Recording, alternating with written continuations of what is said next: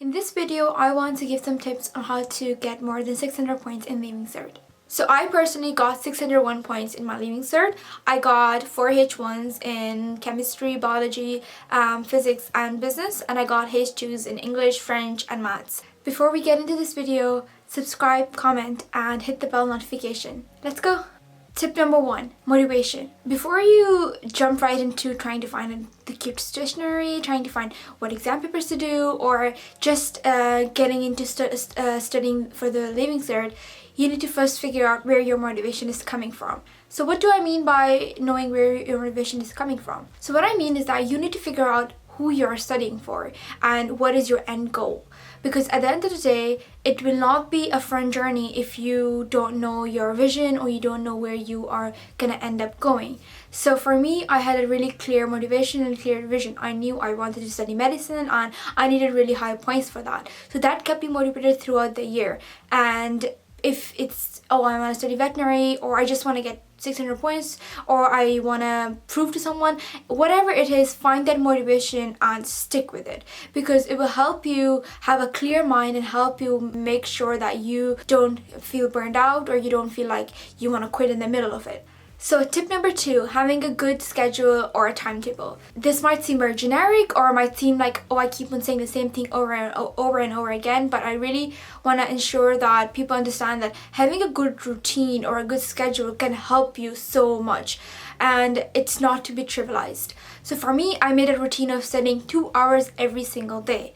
I gave some of that to doing homework, but majority of that I made sure I would give to studying or revising. So my school will finish at 4 and my studying will finish at 7 or 7:30. And I did that every single day, and it helped me make sure that I was getting in some hours of study, and making the same consistent routine helped me be able to study every day, because I was not changing my routine and that was not hard for me to adjust to something new. I was doing the same thing over and over again. Also, having a timetable holds you accountable.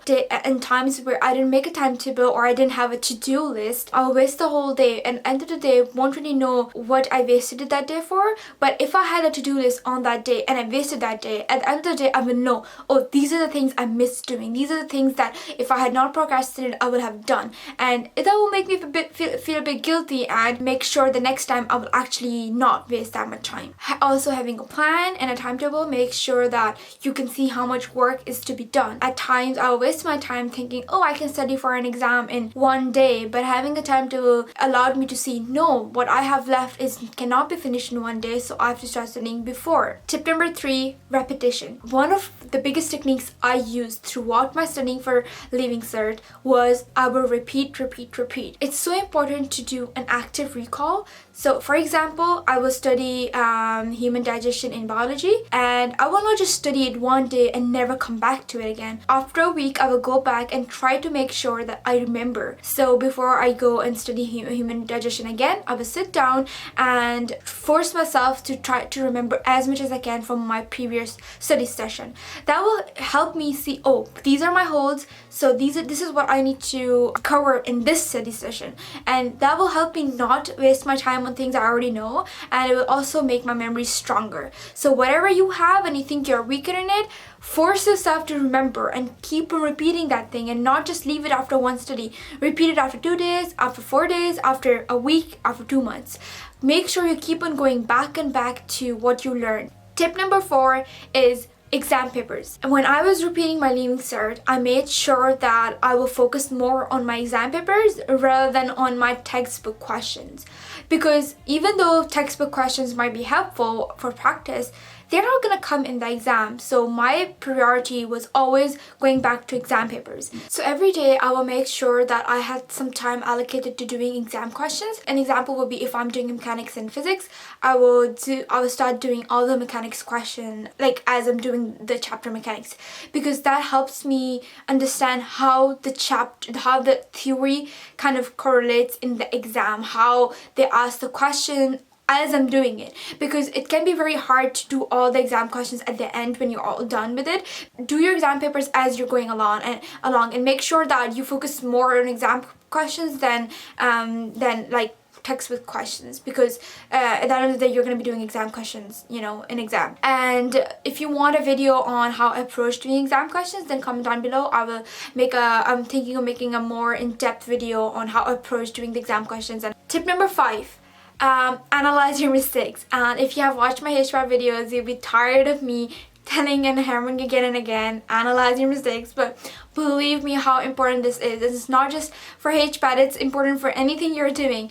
If you don't know what you're doing wrong, how are you going to improve? So if you did a test and you got back 80%, go and look, okay, what was the thing that didn't make me get those 20%? Don't just be like, oh yeah, 80% is good enough for me. I will improve next time, like, you know, magically. It's not gonna happen magically. Sit down and see, okay, I did this stupid mistake here. I wrote a wrong calculation here, or I wrote a wrong word here, or I didn't include this specific word. That will help you like understand the next time it's gonna be easier for you to do well. So one of the things I did, especially for my math exams, whenever I get back at my test and I got, for example, 70%, 80%, I will go through and look each and every question I got wrong and write the right solution on the same exam paper.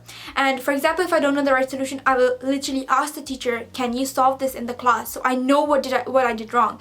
And if I'm doing this chapter next and I've already done the test, so when I'm revising this test or this chapter, I will know, okay, in this chapter these are my weaknesses, these are my these are things that I'm getting wrong, so I'm gonna focus on them more. Tip number 6, for the orals, this is very important to practice. You're not gonna like be fluent in French or Irish or whatever language you're doing like the day before.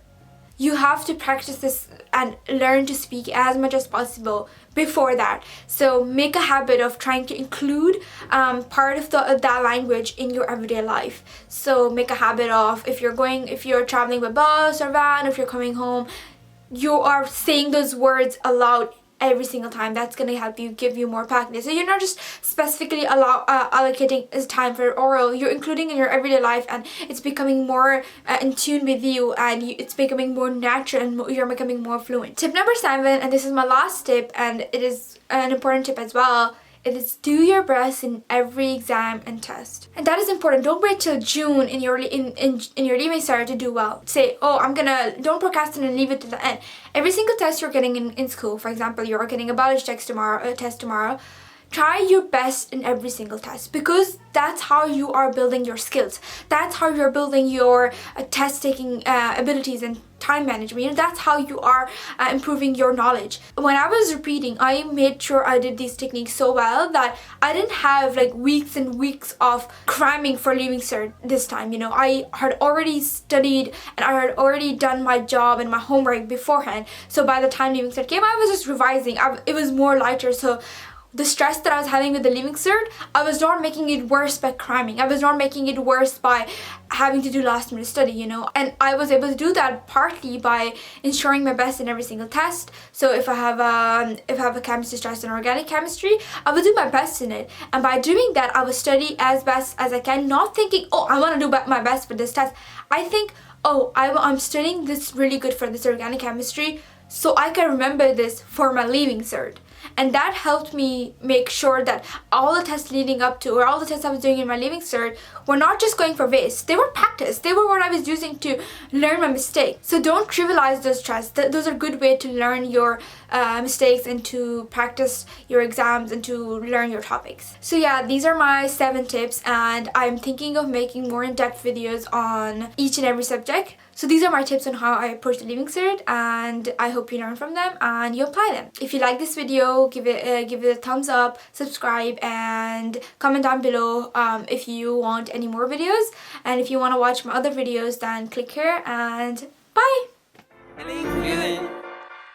Feeling good, like I should.